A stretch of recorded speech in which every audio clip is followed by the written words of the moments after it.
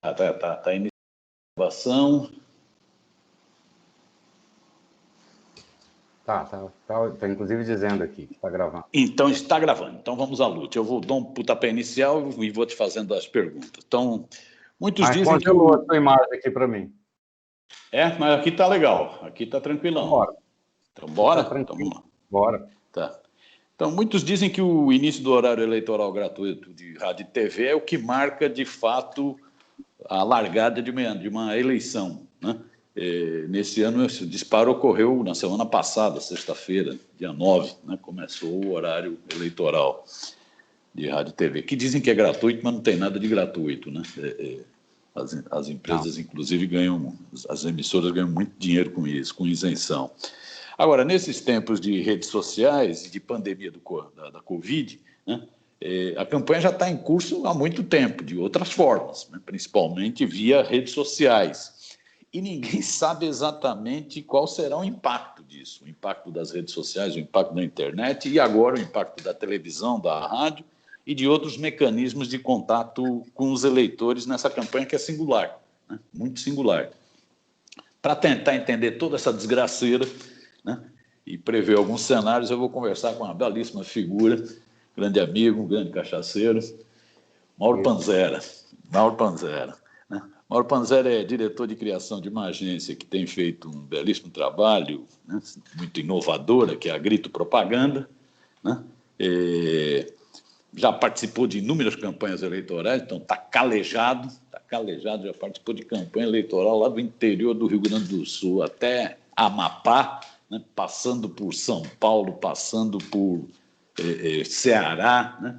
Então conhece dessa área, né? E também é uma pessoa com experiência política, né?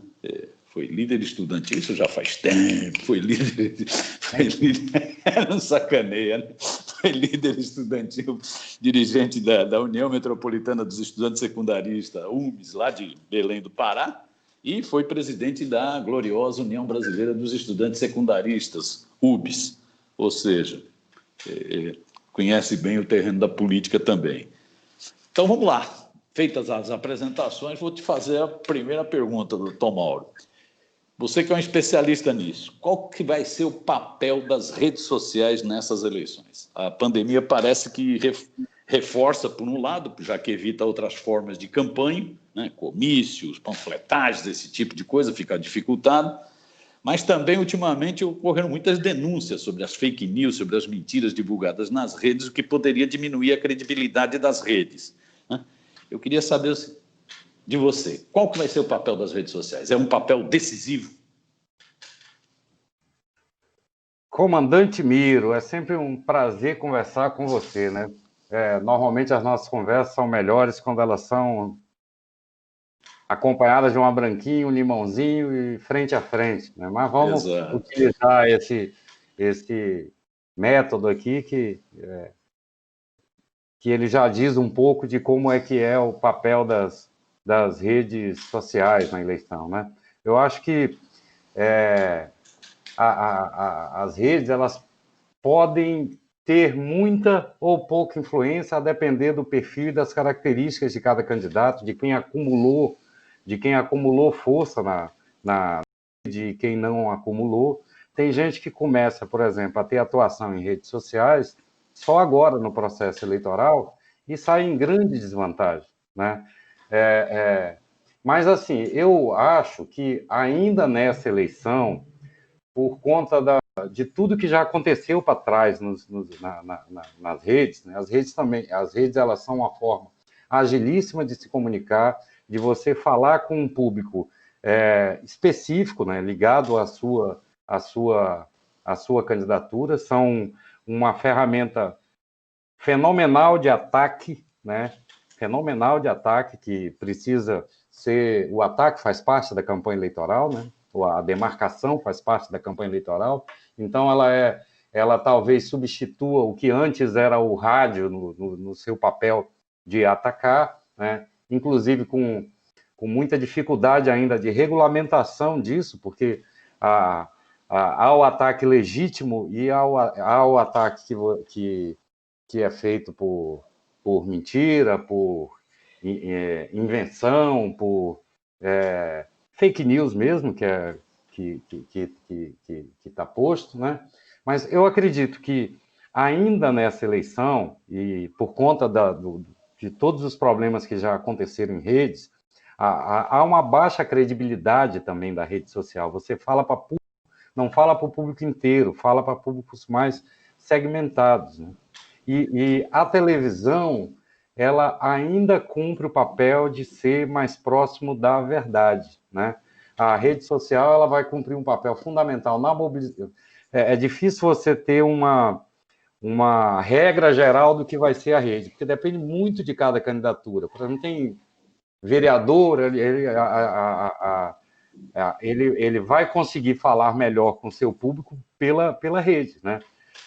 Já os candidatos majoritários, aqueles que são mais robustos, inclusive em tempo de televisão, eles terão a televisão como carro-chefe da campanha, né? Está sendo isso, inclusive. A televisão, ela acaba propiciando o aumento do interesse das pessoas pelas eleições, né? Nós tivemos também na pandemia a utilização muito intensa da rede social. Hoje existe na prática uma assimilação, uma certa aceitação, objetivamente uma aceitação da pandemia. As pessoas meio que enjoaram de grande parte de mecanismos das redes sociais que ainda continuam importantes, como as lives e tal.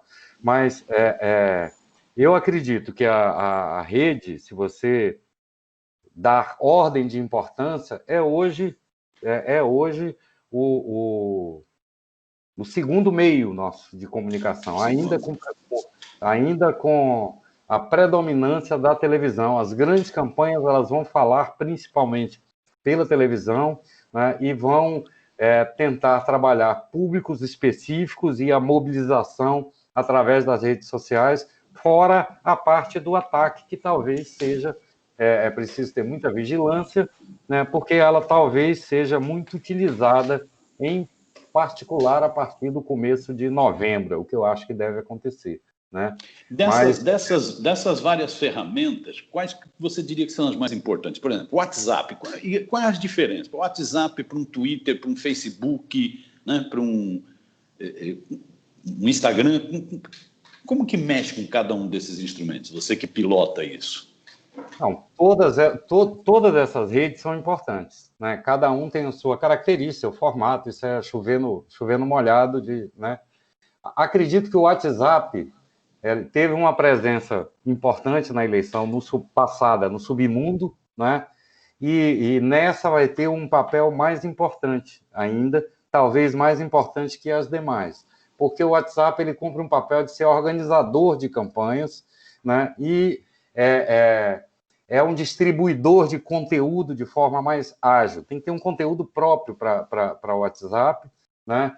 Mas essa eleição, o WhatsApp ele serve tanto para organizar.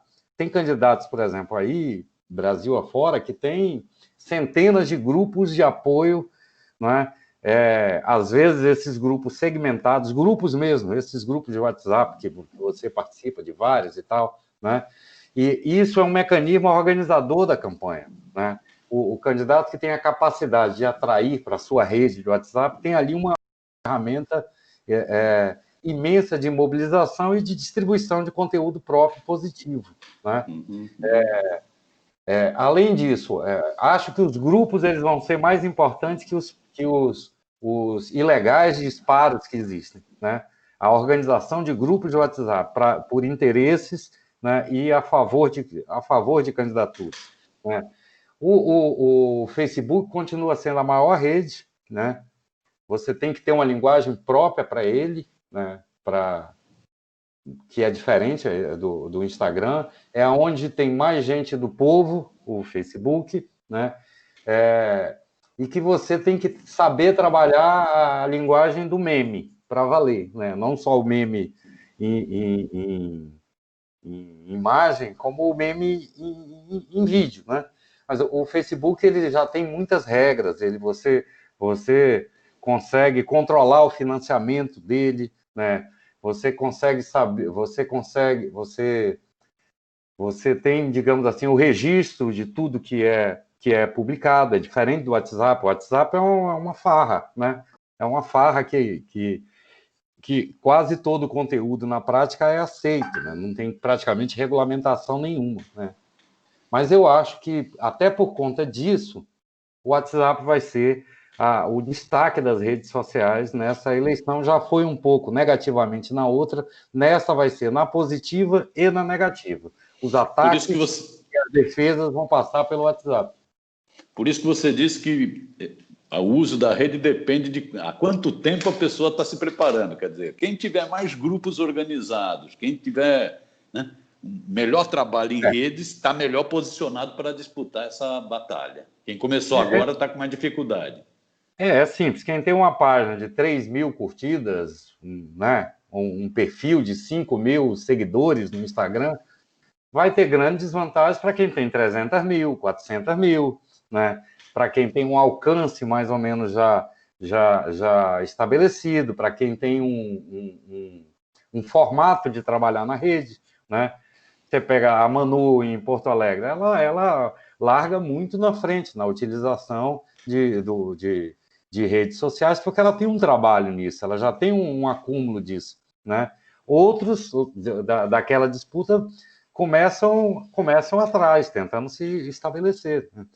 E também isso funciona para o WhatsApp, né? Para o WhatsApp. Você ter condição de ter contatos que você já trabalha há algum tempo, que você consiga organizar isso em grupos e que você consiga ter um conteúdo que dialogue com esses grupos e esses grupos se esparramam para fora, né? Então, quem começou antes, sem dúvida, tem grande vantagem, né? Ainda que seja possível, porque você vê, por exemplo, no Facebook hoje é possível você ter um grande financiamento, né, e fazer a sua rede crescer, né? Mas é algo que sai caríssimo, né? Uma curtida que, em média, você consegue com financiamento por 10 centavos, hoje você consegue por R$1,50, R$2, né? Que é para o cara ir lhe acompanhar, né? Com muito dinheiro é possível, né? Isso fora toda a parte obscura e sinistra que acontece na rede, que você tem que ter quem trabalhe, você tem que ter defesa, né? Mas você não precisa falar muito sobre isso. Você citou, que é isso, você citou a Manu. A Manu parece um exemplo à parte de uma pessoa do campo progressista, do campo popular, vinculada às bandeiras de defesa da democracia, tal, que percebeu isso e trabalhou redes sociais. Mas, no geral, me parece que é a ultradireita que domina esse campo. Tem várias explicações, queria ouvir tua opinião. Tem explicação de que a ultradireita domina porque ela começou primeiro e se articulou primeiro com grandes companhias, aí a questão dos algoritmos, Facebook, conhecimento de perfil psicológico, bababá. Tem a explicação de que a direita investe muita grana, é isso que você está falando, né? Vídeo que ocorreu na eleição passada de investimento em disparo de mensagem de WhatsApp, que até hoje é uma coisa que assusta o bolsonarismo no Brasil. Tem a conversa também de que a ultradireita nessa área, essa é uma área de rápido, ela é propícia para campanhas de ódio, para mentiras, né? Para mensagens falsas.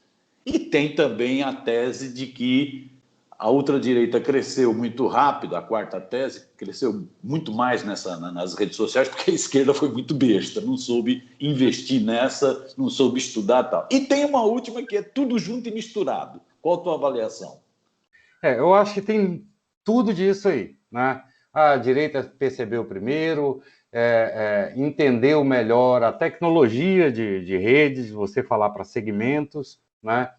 E acho que o ataque e a mentira andam com mais rapidez nas redes, são mais atrativas e eles são melhores nisso, né?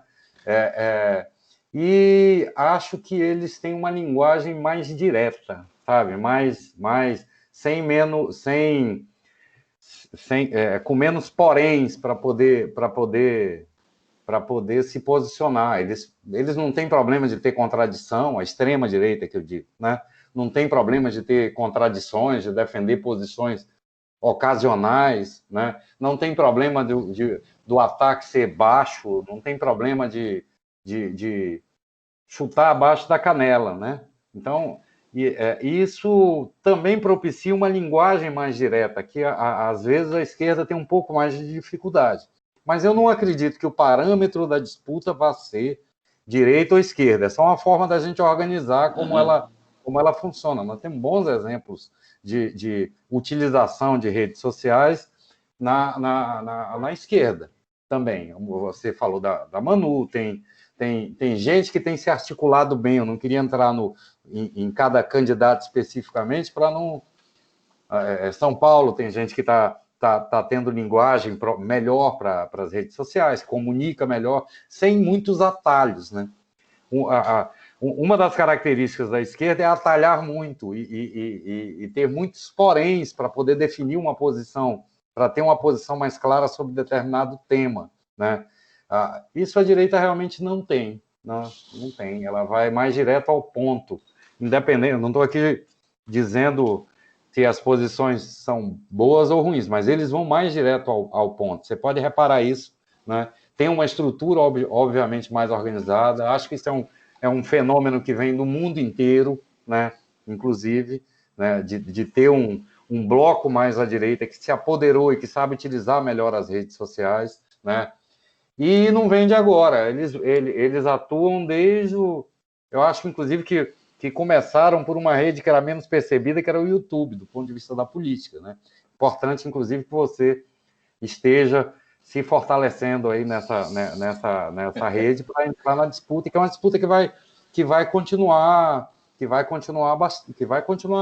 por muito tempo, inclusive com novas redes, tem o TikTok surgindo aí, talvez não tenha uma grande influência nessa eleição, mas talvez mais adiante, porque é um formato mais direto. A dificuldade, às vezes, que a gente tem, a gente que é de esquerda, é a gente ir mais direto ao ponto, e mais direto àquilo que importa mesmo para que as outras pessoas julguem opinião, né? E a capacidade de se mobilizar com mais intensidade. Eu vejo assim, eu acho que é tudo aquilo que você falou, né? Mas, em particular, a direita é mais direta naquilo que ela defende, né? Mudando um pouco, saindo das redes, você já deu um pitaco inicial, mas eu queria ouvir um pouco mais de você sobre o papel da televisão, né? Do horário eleitoral gratuito de rádio e televisão, principalmente televisão, começou agora dia 9. Na eleição de 18, esse papel ficou meio desmoralizado. Você pega o Alckmin, por exemplo, o Geraldo Alckmin tinha um latifúndio na TV e levou uma surra na eleição. Foi a pior derrota dos tucanos numa eleição presidencial, né? Em compensação, o Bolsonaro era de um partido minúsculo, não tinha quase nada de TV e ganhou a eleição, né? Isso gerou muita tese de que a televisão teria perdido, nessa época de redes sociais, a televisão teria perdido papel nas eleições. Você já deu um pitaco, mas eu gostaria que você aprofundasse um pouco mais nisso, né? Qual vai ser o papel do horário eleitoral que começou agora nessa batalha municipal? E como fazer campanha nesse meio? O papel é fundamental aí da televisão. Você pegar a história aí da eleição do Bolsonaro, tem uma série de elementos específicos que ajudaram ele a não precisar, na prática, da televisão, em particular no primeiro turno, porque no segundo turno ele usou bem a televisão, né? Nos critérios e parâmetros dele. Teve o fenômeno ele já vinha de ser um fenômeno em redes sociais, tinha ali um mecanismo de comunicação, né? Teve a facada nele que justificou não só a ausência nos debates, mas manteve ele como assunto na televisão, inclusive que não seja programas, né? Manteve ele como assunto e justificou a ausência dele da própria televisão, não só dos debates, né? Mas hoje, eu acho que esse exemplo aí, Bolsonaro, é um exemplo. Gerou uma onda toda no país, elegeu várias pessoas que não tinham muita tradição na política. que o Alckmin usou muito mal o seu tempo de televisão, tem erro aí também de estratégia, mas o Alckmin contribuiu para que o PT ficasse muito desgastado, né? Que o PT ficasse... ele usou grande parte do tempo para bater no Haddad, pô, né?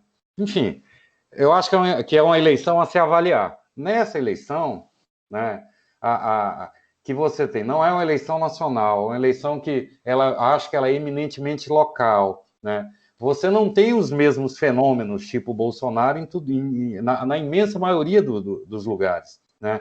A televisão ela que vai dominar a narrativa, até pelo formato como está sendo essa eleição, né? Hoje você tem um programa de televisão curtíssimo. Antes você tinha um programa longo, né? Hoje você tem um programa de televisão que o programa tem 10 minutos, ele passa rapidamente.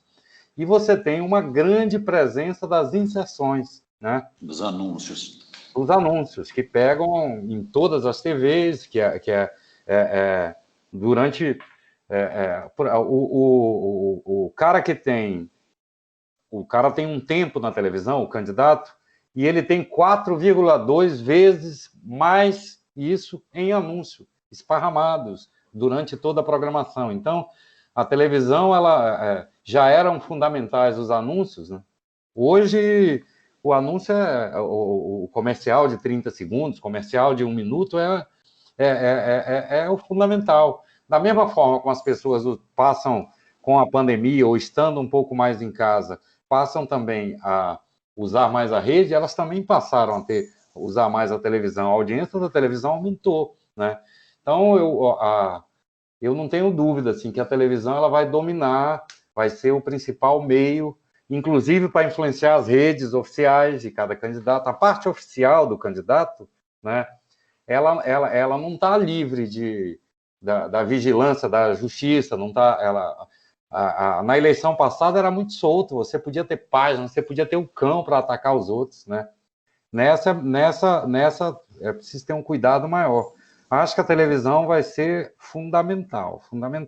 E o enfoque principal são as inserções dos comerciais. O programa normalmente é assistido por quem está esperando passar para assistir alguma outra coisa e pelas campanhas eleitorais, pela turma da política. As inserções não, são assistidas por grandes parcelas do povo que acabam reproduzindo isso também, né? No seu papo, no dia a dia, nas suas redes, né? Então, não tenho dúvida que a televisão vai ser fundamental, não. Penúltima pergunta. Você já também apontou aí, você é rápido no gatilho, já apontou aí que essa é uma eleição para discutir o território, uma eleição local. Esse também é sempre um debate, né?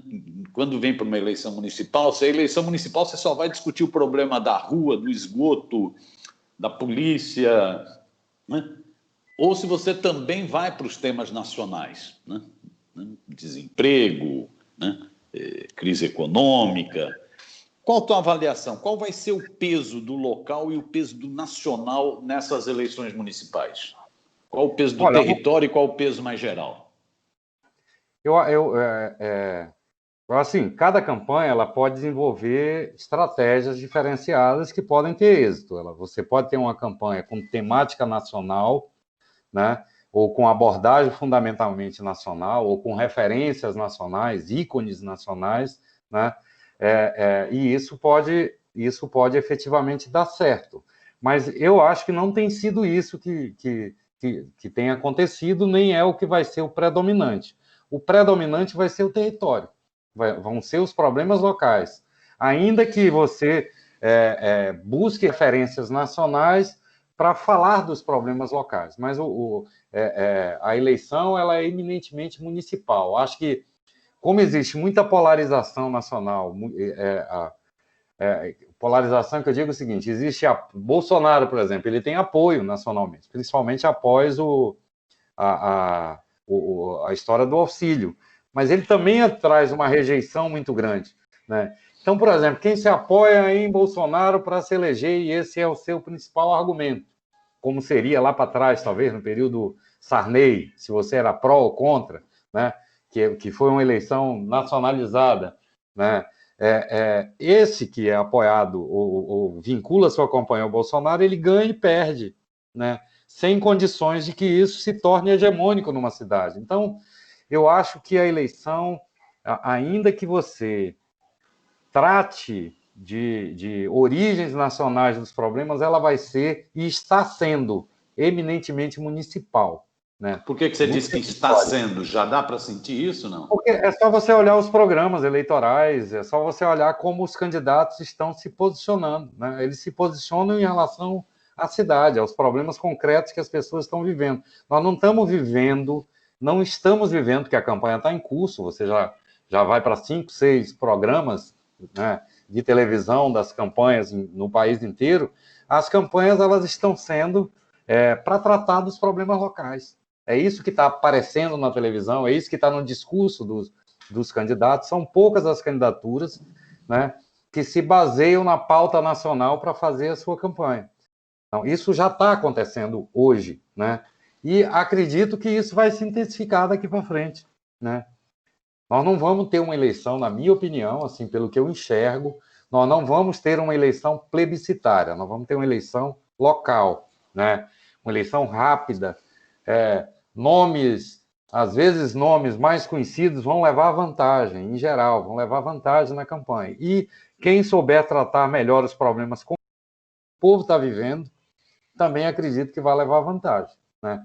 Porque ela não é uma eleição que ela está sendo plebiscitária no país. Ainda que o resultado vai influenciar depois a política nacional, mas ela não é hoje uma eleição com essa característica plebiscitária, né?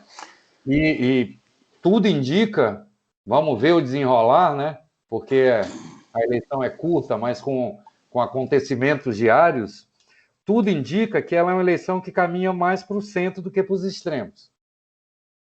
Né? Essa era a última pergunta que eu ia te fazer. Aí já não como diretor de criação da Grito, mas como político, como pessoa veio do movimento estudantil, tal, eu queria ouvir tua opinião, tua aposta.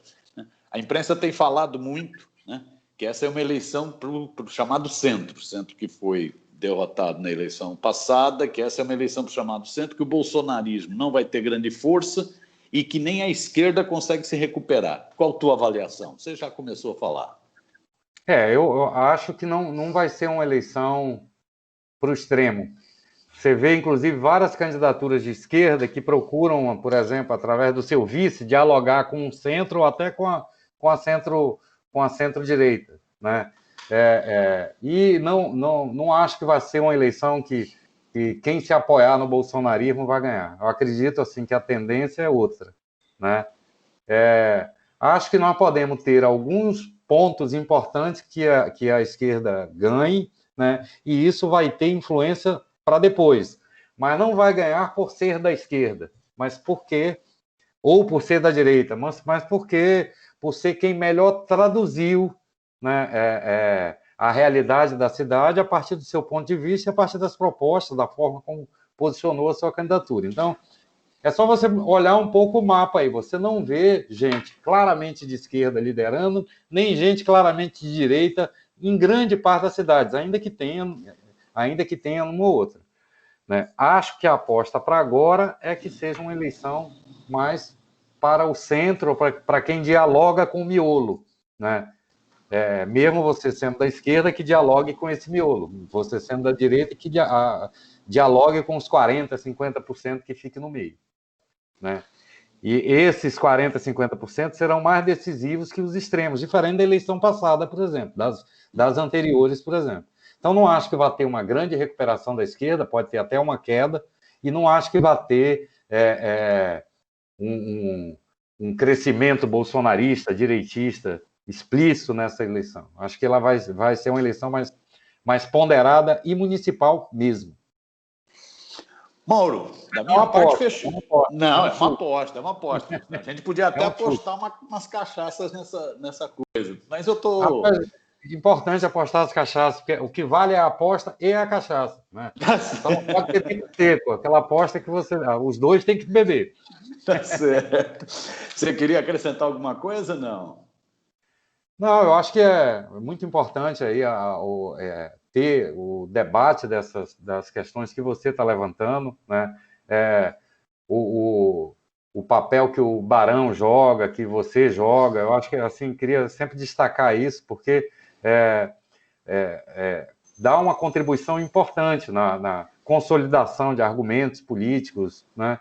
Acho que, assim, eu queria te parabenizar aí por, no meio dessa confusão, estar conseguindo juntar pessoas que podem fazer um mosaico de opiniões e você sair desse processo eleitoral já com uma avaliação consolidada logo no começo, logo após o resultado, né? Acho que queria te dar os parabéns aí, Miro. Você sempre inovando, né, e sempre sendo importante no debate político e de comunicação. Você é um bicho carinhoso, você é um bicho carinhoso. Não, Passada essa porra dessa pandemia, vamos marcar para uma conversa presencial. Isso aí, vamos embora. Uns copos. Vamos para a guerra. Fechado. Força aí, mestre. Brigadão, viu? Brigadão mesmo, tá? Forte abraço, comandante. Um grande abraço. Valeu. Tchau, tchau. Tchau, tchau. Tchau.